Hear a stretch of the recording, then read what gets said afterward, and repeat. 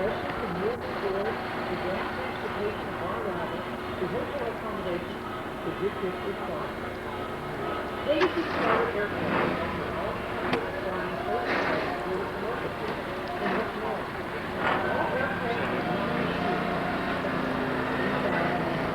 our large users receive the material subsidies and cargo materials. Think smarter. Think harder. This district strategic goals.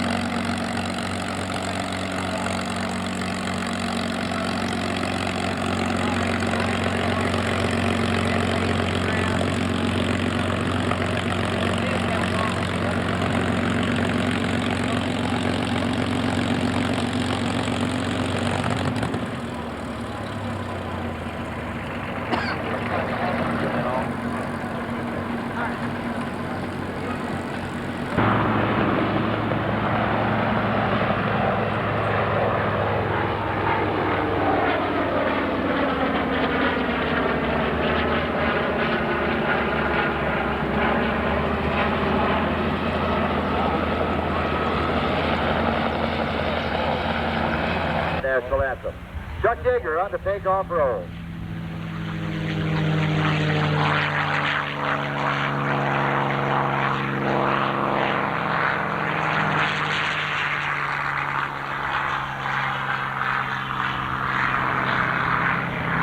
Colonel Bud Anderson in the second aircraft. Well done.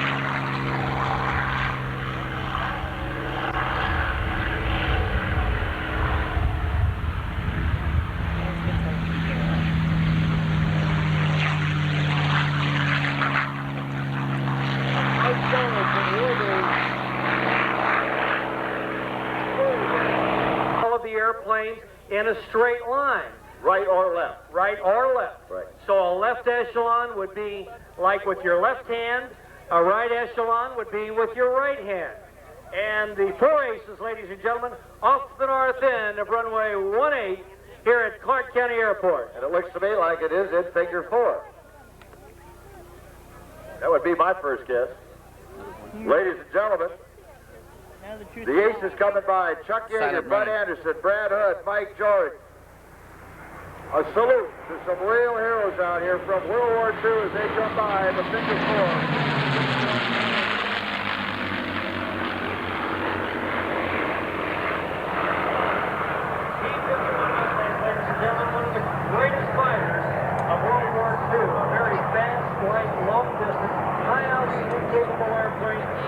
1,495 horsepower.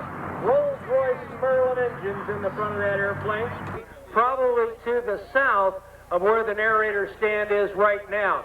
You can see the aircraft up there very clearly in this beautiful, clear blue Kentuckiana sky.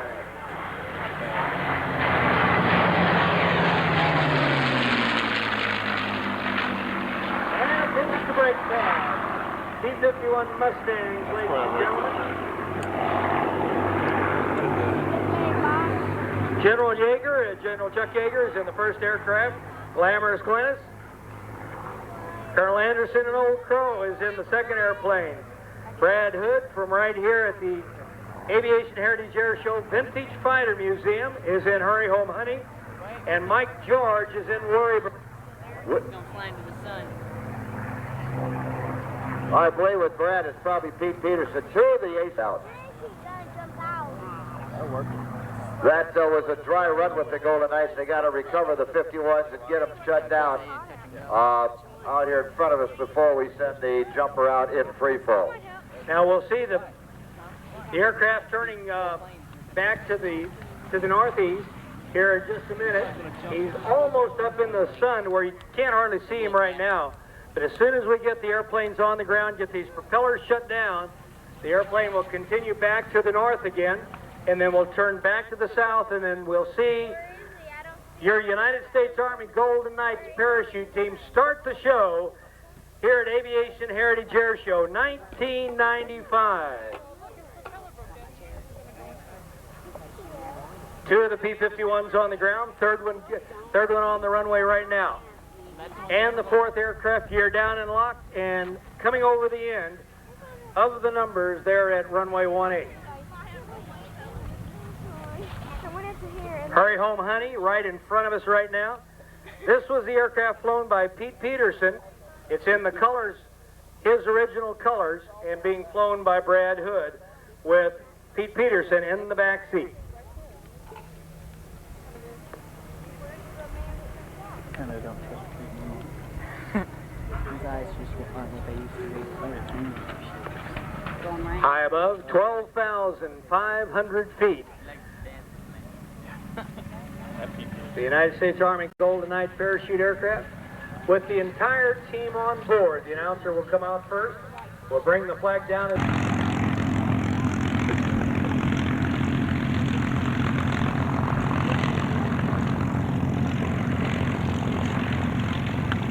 Bud was born, Anderson was born in Oakland, California, and grew up in Newcastle.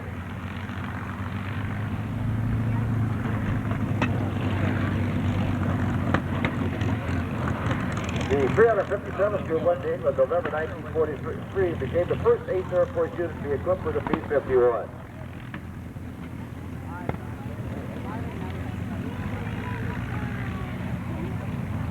Chuck Yeager's airplane was known as Glamorous Glen, and this is about the 3rd bird. Now, all of these airplanes were not the original airplanes that they flew, but rather the type, and they're painted in their old colors, like Bud Anderson and Old Crow was the nickname they had. These are owned by other people. Day it's turned out to be.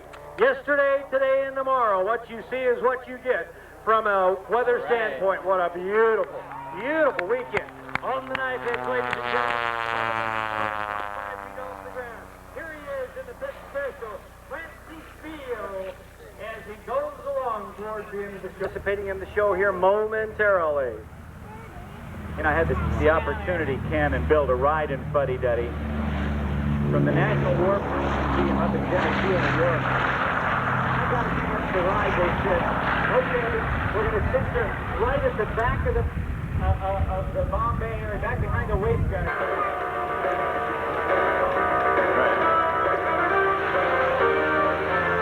As a salute to Rolls-Royce, our sponsor, and the Aviation Heritage Air Show, we will roll you 260 degrees and take off.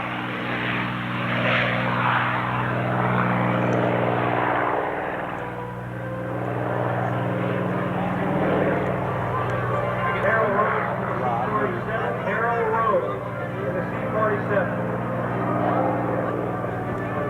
Crazy Horse is here today through the sponsorship of the aircraft engine manufacturer, Rolls-Royce. The Mustang is powered by the Rolls-Royce Merlin engine, which powered this.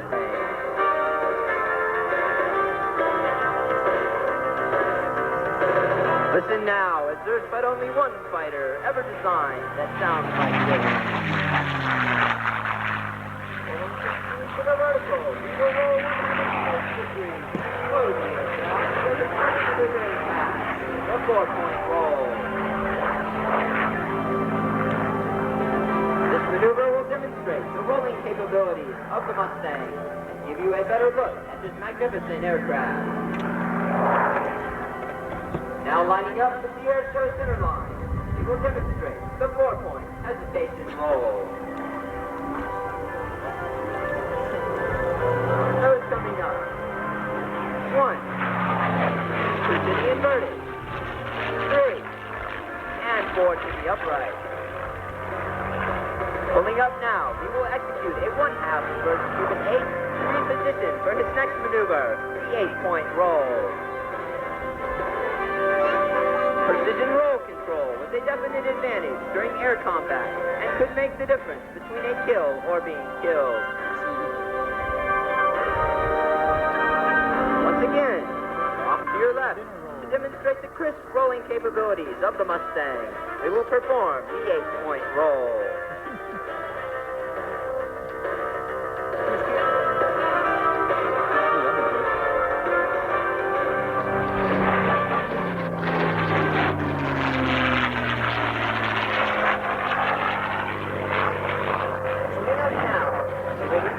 For his next maneuver, the barrel roll. The barrel roll begins to show the vertical capabilities of the Mustang. Many of the adversaries flying aircraft such as the Blackhawk 190, Me-109, and Japanese Zero could outturn the Mustang in the horizontal fighting plane. But no aircraft could match the P-51 in the vertical air combat arena.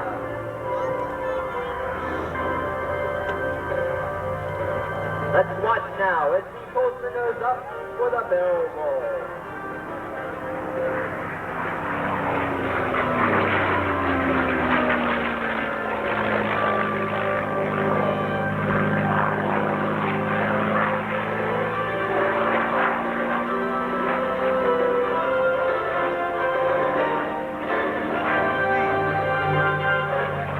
On the next maneuver, the inverted pass, you may notice that we will not hold the Mustang in the inverted position for more than 8 seconds, as the aircraft would lose oil pressure in approximately 10. Even though this is a limitation in the Mustang, it never really bothered the fighter pilots, and that negative G maneuvering was the exception and not the rule.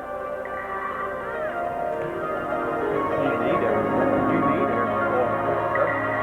Accelerating to approximately 3.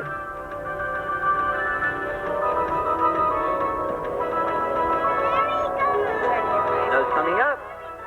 Roll to the inverted. If he's having fun, you will normally give us a little wing run.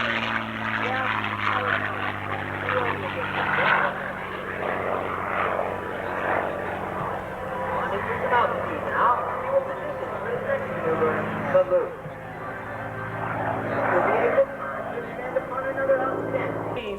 Coming in from the United States. They turned off their radar and went to breakfast. 5 minutes of 8 in the morning. Young men and women are preparing for breakfast. They're getting up for their day's activities. The band is aboard the foredeck on the United States battleship, the Arizona. getting ready to raise the colors that beautiful sunshiny blue Sunday morning, December the 7th, 1941.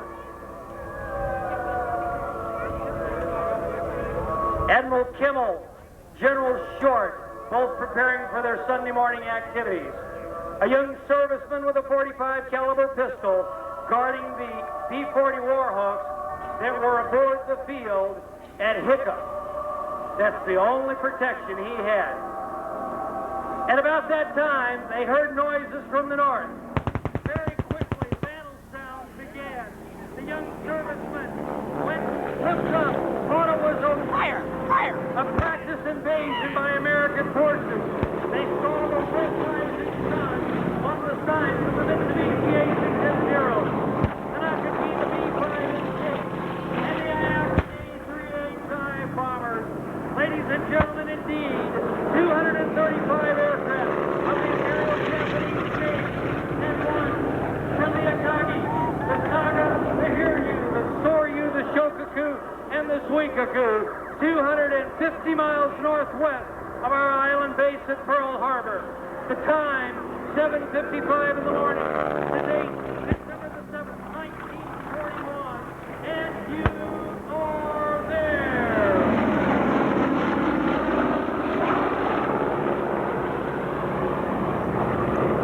Watch now, ladies and gentlemen. Listen to the sounds of war being recreated for your renewal this morning.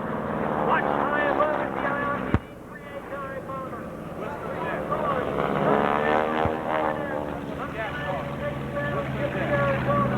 A 250-pound bomb went through that foredeck into the forward magazine on the Arizona. The resulting explosion lifted Arizona out of the water, taking 1,200 American seamen to a watery grave that December the 7th, morning, 1941. Watch the smoke. Feel the fire. Imagine the terror of these young men, 18, 19 years old. Imagine your own son, your brothers and fathers in Pearl Harbor. That December the 7th morning. Feel the concussion. Imagine the envelope being hit by a torpedo, specially designed. Watch as the cage is built by Nakajima with a specially designed torpedo. Admiral Yamamoto had been working for over a year to design and build this torpedo to run shallow in the Bay of Pearl Harbor. Only 48 feet deep, and they needed some way to get the torpedoes into the sides of American battleships laying alongside Ford Island. The Army, the Navy, and the Marine Corps all brought in. Watch the half-track. The guns to listen to the sounds of war.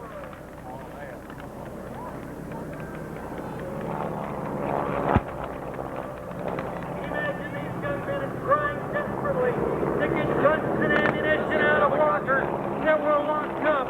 Think of that young serviceman out on Hickam Field trying to protect the B-40 Warhawk. General Short had ordered that they be parked out in the middle of the field away from their replacements. They were scared to death of sabotage against America's airplanes. Up until the young servicemen got their aircraft into the air. Watch high above is the blue aircraft, the FM-2 Wildcat. What a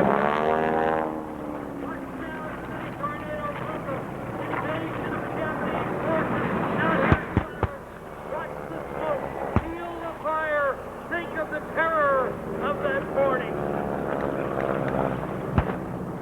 Nakajima B-5 the best torpedo bomber that there was in the inventories of the world's army at that time. The Mitsubishi A610, over 1,000-mile range, light aircraft, 1,200 horsepower, fully capable of outmaneuvering any fighter that America had in the Pacific theater at that time.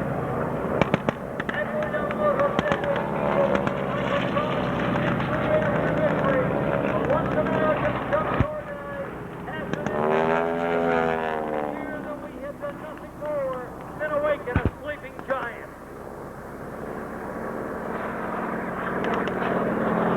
Blackhawk shell. And out the Yeager B-25 case. The Mitsubishi A6M0. Kawasaki D389 bomber. 250.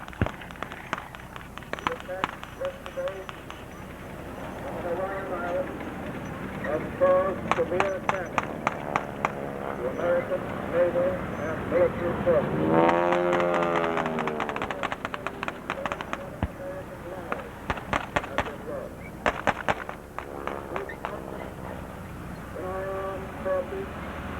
With the unbounding determination of our people, we will gain the inevitable triumph.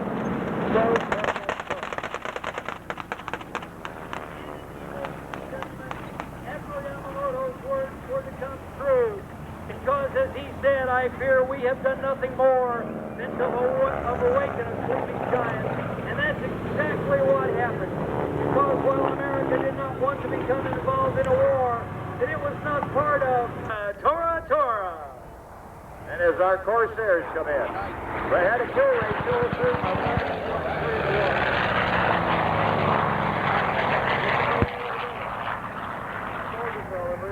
CAF Harrier, the old Black Sheep Squadron. Pappy had 28 kills, Lieutenant Robert Hanson had 20. Major Ken Walsh, 21 Major sticking out the front of it. Today there are a number of Corsairs being flown by private pilots or by private owners, but not very many of them. By May of 1942, Japan had conquered almost all of the Pacific in just 7 months. All the way from Japan to the victory disease, the Japanese thought they were invincible. Total annihilation of the U.S. This battle was to become the first naval battle fought entirely in the air without... Air Force version was powered by an 800 horsepower engine, which gave it a top speed of only about 283 miles an hour.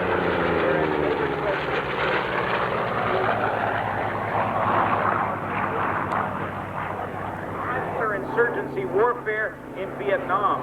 They were equipped with a 1,425 horsepower engine. Designated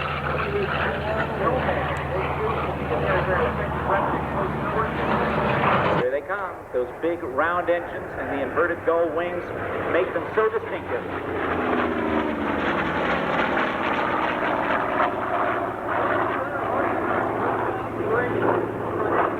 That airplane, it was, while a gorgeous airplane, it was also difficult to fly because of the WASP. Explain to some of the people what that means. Well, in fact, the engine, if you think about most radial engines, let's take a 985.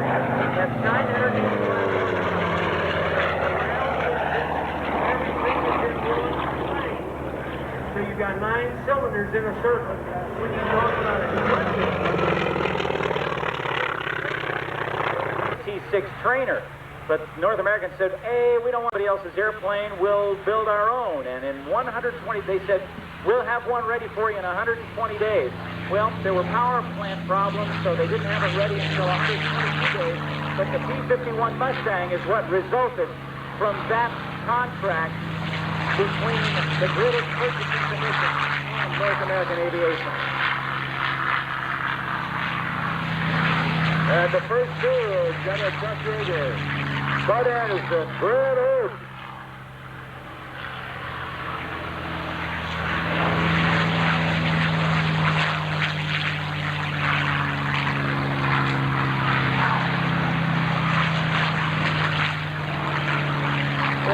Mike George.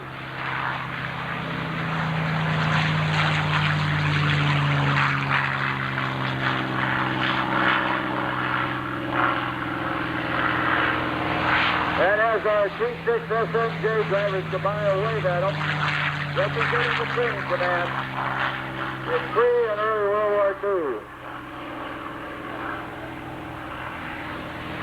And finally, Tail End Charlie taking off.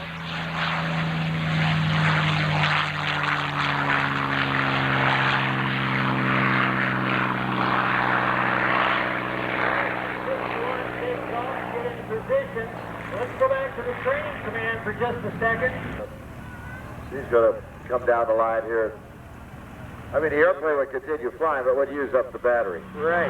Doing the brake pass, coming in, getting the nose of the airplane up, slowing it down now. The gear will start coming out just about now. One of the great airplanes of that period, from 1939 through 1945, with the Rolls-Royce Merlin engine.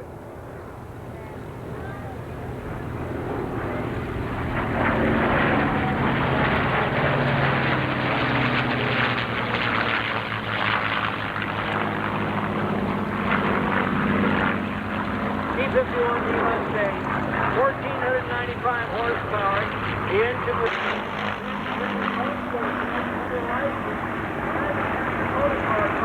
right here in the United States. Rolls-Royce Motor Company, continuing to build great airplane engines. On a fighter run, the P-51. Listen to the sound of victory.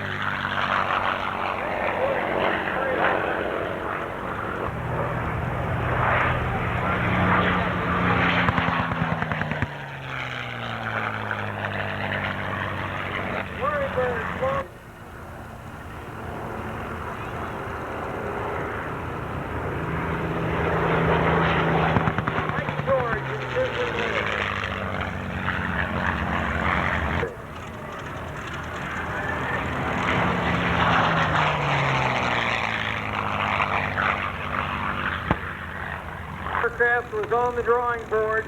America was not prepared to start building high-performance fighters because America, being the exclusionist nation that it was at that period of time in our history, did not want to start building fighters because we felt that this would exacerbate the problem of news. President Roosevelt said everywhere the forces of the United States. At a maximum speed of 282 miles an hour at 13,900 feet, a service ceiling of 23,900 feet, and a combat range of almost 1,800 miles. This particular Harpoon is owned by the... On the takeoff roll right now, one of the very few remaining P-47 Thunderbolts in existence today.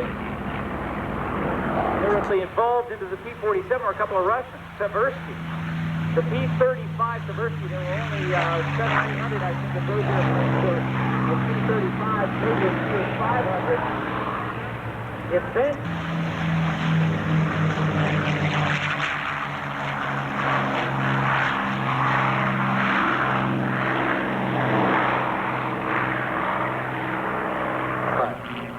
The Republic P-47 Thunderbolt was big, tough at the front, of no small amount of wrong-minded historical information and misunderstanding. With 850 caliber guns, it was the most heavily armed fighter of World War II. The nickname Jug was not from Juggernaut, but from its front fuselage resembling a brown jug. The bulky Thunderbolt became the most numerous American fighter ever manufactured. Fuddy Duddy, our B-17, takes off. Pittsburgh, Indiana, and the Curtis Corporation in Buffalo, New York. We must have somebody from Evansville here. Obviously, we heard of somebody from Evansville must be here in the crowd. Yeah, we're hearing them. This one I was talking about a few minutes ago is the PV-2 Harpoon, better known as the Poon. 695 enemy aircraft in the air, 311 on the ground, the highest of the Yeager. Now the Mitchell B-25.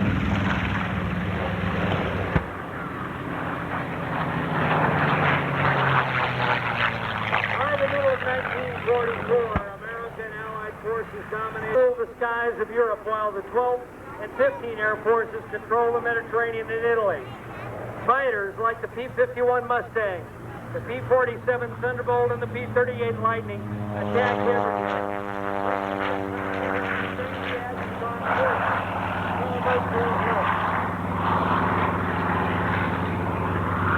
Bombing was the road to victory.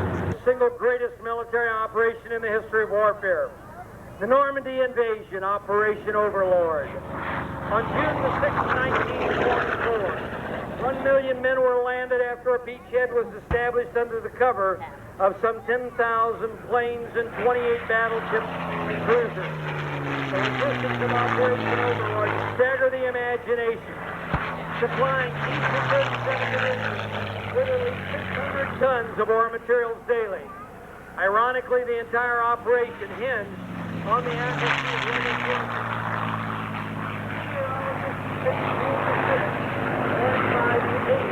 Colonel Jimmy Doolittle III, his grandson, is now the wing commander at Edwards Air Force Base in California.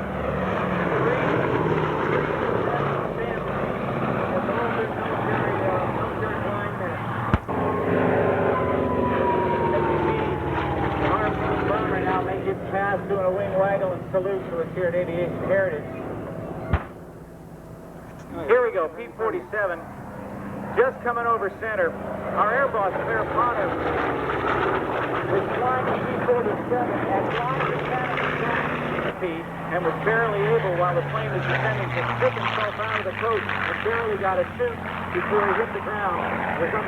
Ladies and gentlemen, the B-17 Fuddy Duddy from National Warplane Museum.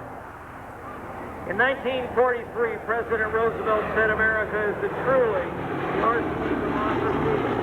The arsenal of democracy became the arsenal of victory in the free world. American industry and military. 5 young servicemen who never returned from that raid. The B-24s flying the combat mission known as Loesti. Watch.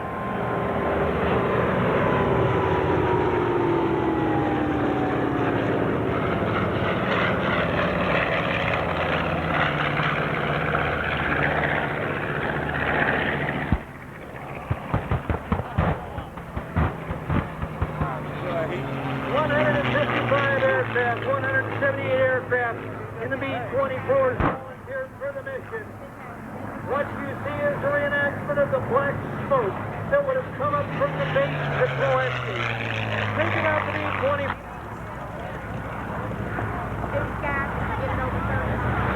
Did that get your attention, Ron Ray? In a big way. 51 Mustangs of the paper. And they would use up the fuel in the drop tanks, drop them, and it extended the range of the little tank. Say happy birthday to Mike Marino. Chance to get up close, and it is my guess that you'll have a chance to pay a few dollars and get a tour to see what the front office and back offices in a B-17 were like for just a few bucks.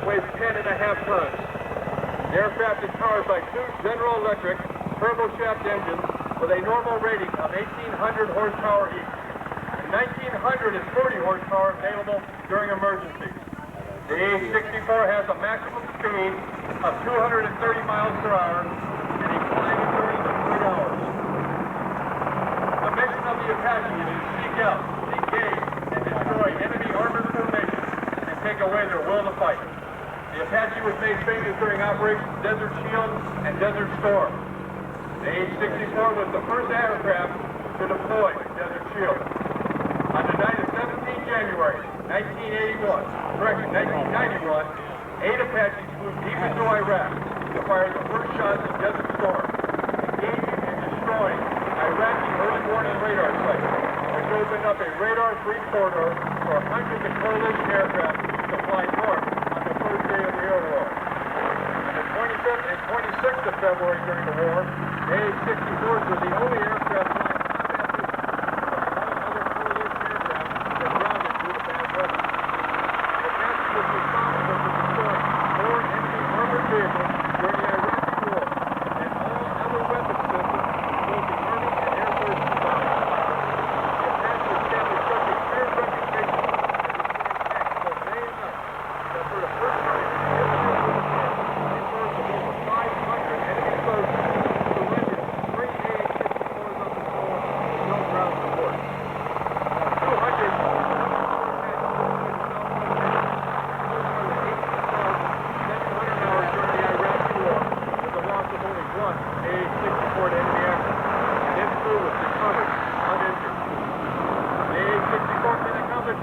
was an array of weapons and sensor systems. The Apaches built around Hellfire, laser, guided missiles, which can destroy any known armor in the world. Hellfire stands for helicopter launch, fire and forget. The missile travels faster than the speed of sound and can hit a pinpoint target up to 5 miles away in total darkness. And certain 50mm hydro rockets. These rockets travel at a speed of 1,800 miles per hour and can hit area targets up to 5.5 miles away. If the aircraft carries 4 of these pods, a total of 76 rockets can be launched in a salvo in less than 15 seconds, each with a punch of a small artillery piece. The third weapon system is located under the nose of the aircraft. It is the 30mm chain gun. It can project a cannon round 2.5 miles at the rate of 650 per minute. The aircraft has an internal magazine which holds 1,200 projectiles. This gun is aimed by a helmet-mounted sight that sits over the pilot's right eye. The same helmet sight gives the crew member the ability to see in total darkness, utilizing infrared imagery from the sensor turret located on the nose of the aircraft. The same sensor allows the gunner to see targets at great ranges due to a 127-power low-light TV camera. The Apache is fully aerobatic and is equipped with a full aircraft survivability suite, dedicated to go anywhere in the world to confront the enemies of this country and convince them that it is not in their best interest to continue hostilities against us or our allies. On behalf of our commanding officer, Lieutenant Colonel Jim Blum, and all the men and women of the Flying Tigers of the 8th Battalion, 229th Attack Helicopter Regiment, I would like to thank you for your continued support and the opportunity to serve in the defense of this great nation of ours. Chief Warrant Officer Jack Pike, thank you very much for a great demo from the Apache helicopter. Ladies and gentlemen, give them a wave all the way up and down. Still toward low, I understand we're still coordinating some more aircraft coming in. Supposed to see him at all. It has a maximum gross weight of 52,500 pounds. It has a length of 65 feet and 11 inches, a wingspan of a little over 43 feet, and a height of 12.5 feet.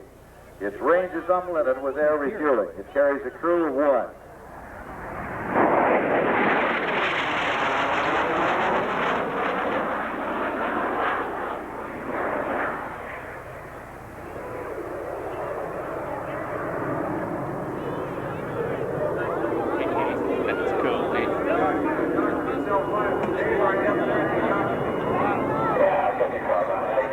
Narrating the open house at Holloman with at that time, Brigadier General John Miller, who now is the 57th Wing Commander up at Nellis and the big boss of the Thunderbirds. You met him last week when he was over there in Frederick. That's right, Bill.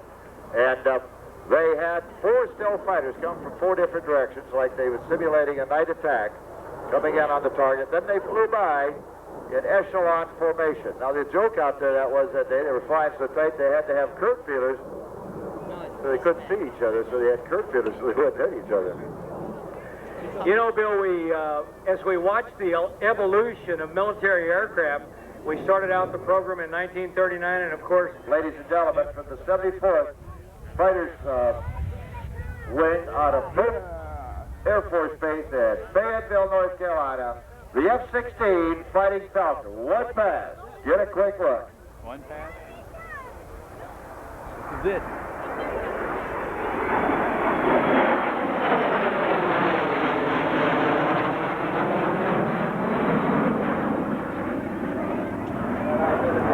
And the first American jet airplane to be manufactured in large quantities.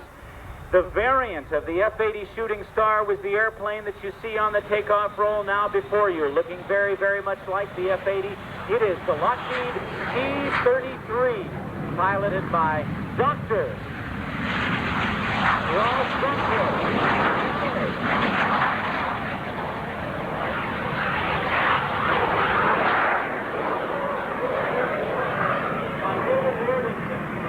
Cincinnati, Ohio. Drone approaches from the right. I can't see it. Was built in a high-speed pass. David Worthington, 50 feet off the deck, watching the 4G full there, 4.5, as they set up to reverse for another pass. Rolf Bronkhorst, Iskra trainer here, is the second warbird that David Worthington has.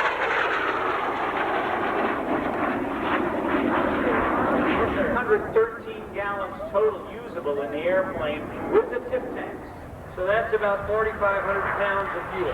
Right, but when he's full boring takeoff, ready to really, when he's slamming the throttle forward all the way, it's using 700 gallons per hour. Now when he gets up to the airplanes, just two of them, okay.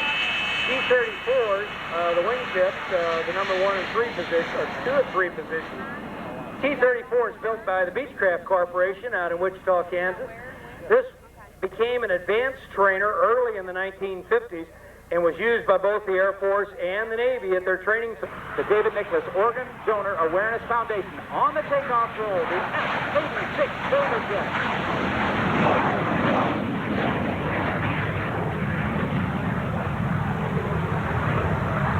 That is the emergency jump.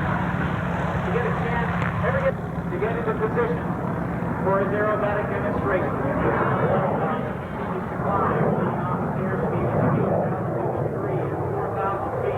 Now the right turn, 90 degrees of angle, and reposition. Come across from the right towards show center. Skip home, Florida, North Dakota. First got a ride in the T-33 when he was in college back in 1966. From the right, the North American F-86 Sabre. Repositioning at that 1,500-foot show line.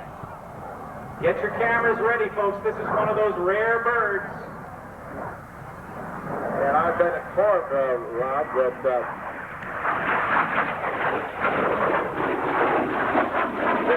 both John Deere and Ford tractors are sitting right down there. There's a beautiful Ford tractor sitting right down here behind our trailer.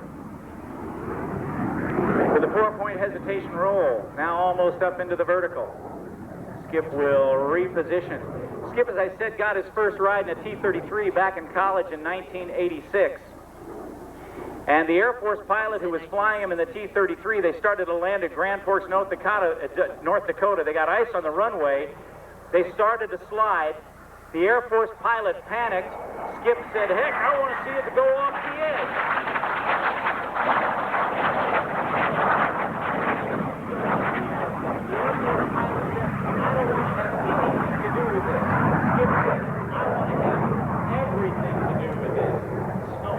Got into the Air Force, coming up on the vertical now for 5,000, almost 6,000 feet high now. Watch him now as he comes over the top, inverted. He'll roll the aircraft now into the upright position for the half-Cuban 8. 45-degree nose-down attitude. Flew F-105 Thunder Chiefs in Vietnam on his first tour. Once again, in the pull. Looking at the accelerometer, the G-meter, just to the upper right of his panel, up into the vertical, over the top, that airplane. This is Skip Holmes' first trip to Reno. He said, well, he looked at the airplane, it said top speed of 434 miles an hour. He said, 450. And the guy laughed at him. He said, why'd you start to laugh? He says, well, the timetables the timing tables only don't go up to 450 miles an hour. So he got out there. They were laughing at him the next day when he was supposed to fly because it got printed that he said he was going to fly 450 miles an hour. Well, guess what? Skip home flew it 450 miles per hour.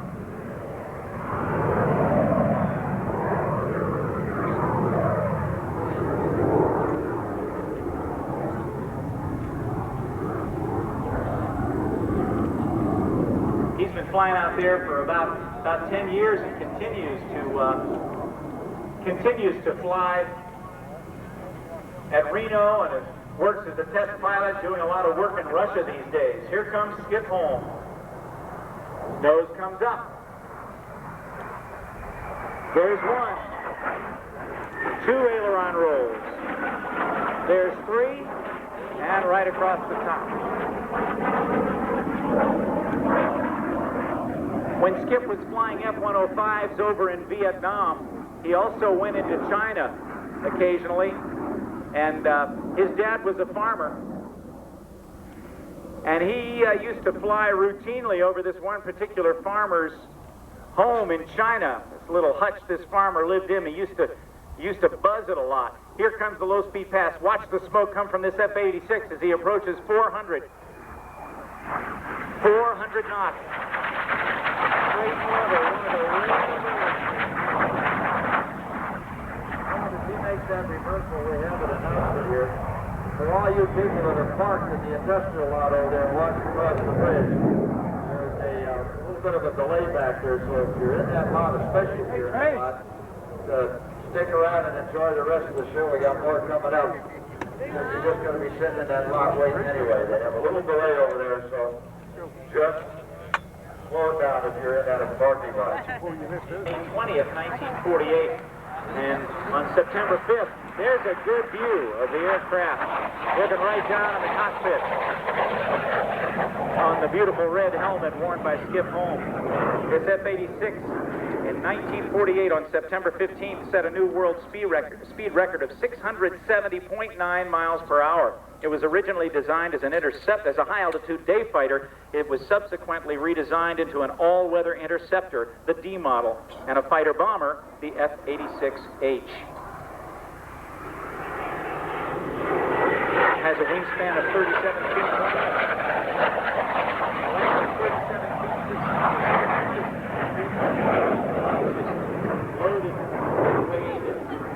13,791 pounds. It was armed with 6 50-caliber machine guns and 8 5-inch rockets, or 2,000 pounds of bombs.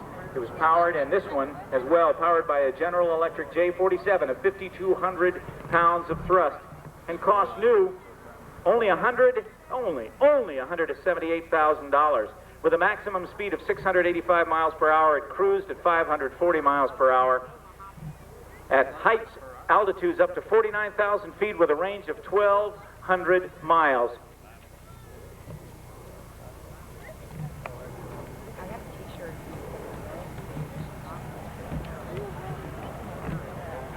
Uh-oh. Where'd that come from? Still got it. Turning base to final on runway 18 at the Aviation Heritage Air Show. Here comes the airplane. I must remark once again, when I looked in the airplane earlier today, I was amazed at how simple the cockpit was. Skip also worked at Lockheed Skunk Works as a test pilot on the F-117 program. He knew about all that secret stuff before any of us did. One of the rare birds. The Navy called it the FJ Fury. They had the FJ-1 and FJ-2 and FJ-3. And now, straight ahead, please welcome, from Sky Warriors. To the left, he's going to give us a roll, inverted to inverted. And that's to say, hello, airshow fans.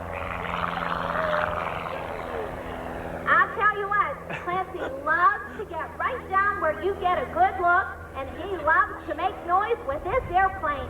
He's flying one of the loudest four-cylinder, 230 horsepower Lycomings in the world. Now, when he comes in with this first maneuver, this light-combing engine's gonna be screaming. For its size, you won't believe the noise it puts out. Not quite figured out. Here he comes from the right. Here comes a large five-stormer sloop. Five-stormer sloop, and when he gets to the top of this loop, here comes a snap roll right up on top, right in the blue. Clancy's been flying professionally since 1980. He's going to take this little airplane and fly straight up this time. When he hits 0 airspeed in this powerful pit special, he's going to kick that rudder and head straight back for the ground. This is called a hammerhead turn. Now, this airplane is factory built. It's a 1974.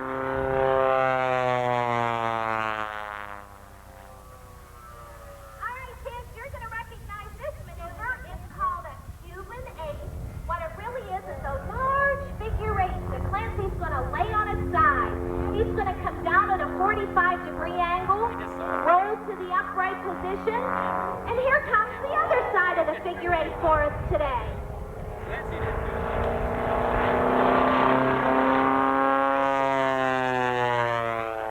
We're very happy to be here and would like to thank all of you for all your hospitality. Everybody's been very friendly the last few days. Now, I told you this airplane is factory built. Believe it or not, it's 21 years old, and everything is original except the engine. Clancy's highly modified that light-combing engine. And here comes another look at the hammerhead turn, but he's going to do a quarter roll on the way up to give you a look at the underside of the airplane. He's going to hit 0 airspeed again, kick that rudder pedal, and here comes the ground. But he's going to do another quarter roll to head him right back over to Air Show Center. And here comes that 8-sided loop. This is what Clancy calls in the sky. Now, I'll tell you what, I know I can make a lot of noise, but no matter how hard I try, I can't talk over the noise of that airplane. Now, where's all the kids out there? Give me a wave, kids, because I need your help. During Clancy's routine, I'm going to ask you for some help every now and then. Can I count on you? All right. Head back over to Air Show Center. So he's doing what's called a turnaround maneuver. It's a half a Cuban 8. He'll be coming right back. Now, we watch Clancy. This time he's going to square off the corners for us and give us a square loop. So this is a lot tighter, flat right across the top. And when Clancy starts down on this third side, he has to really watch his speed. That ground's going to come out pretty quick at 200 miles an hour.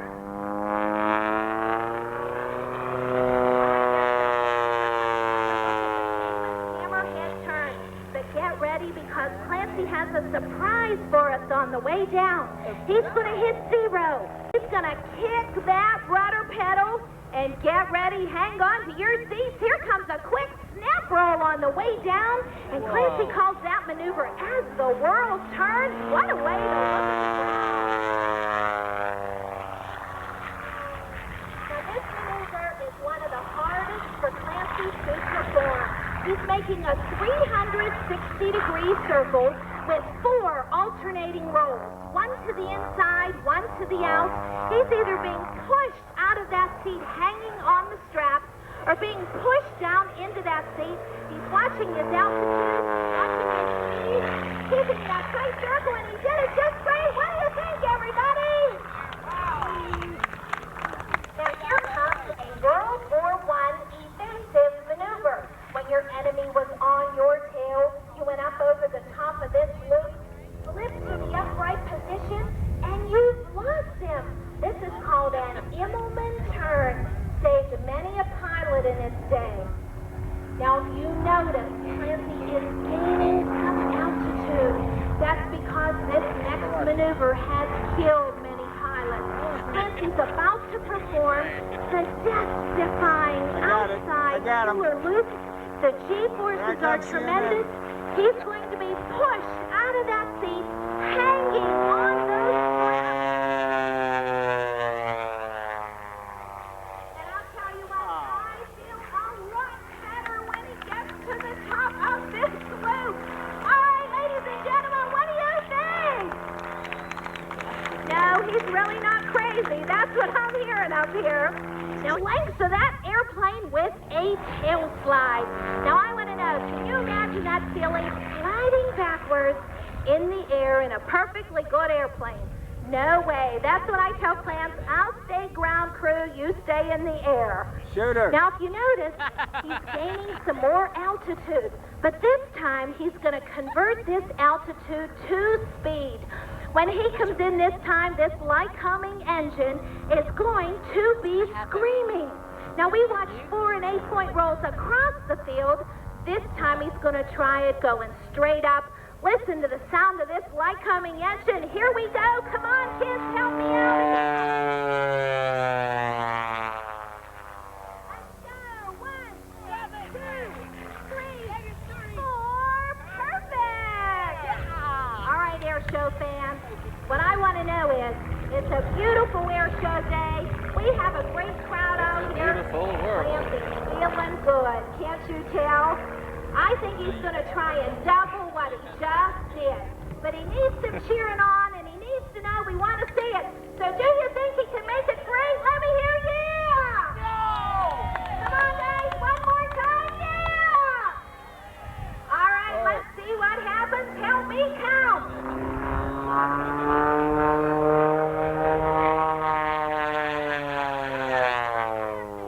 1, 2, 3, 4, 5, 6, 7, 8. Perfect. How do you like it? Onto your hat. Here he comes. Smoke's on. This is one you don't want to miss. Clancy Speal diving for speed.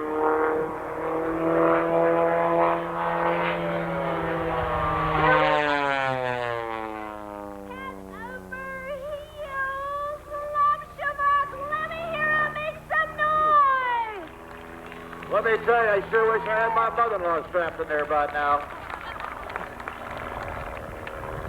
Now, ladies and gentlemen, can you believe that wild maneuver? I'm going home with this man that did 2 berserk headaches today. I don't know. And Clancy's setting up for his trademark maneuver. Clancy does one of the longest knife edge passes in the world. He has this airplane weighted perfectly that he can hold knife edge as long as he has open area to do it. This is where he proves to you, knife edge pass, stars and stripes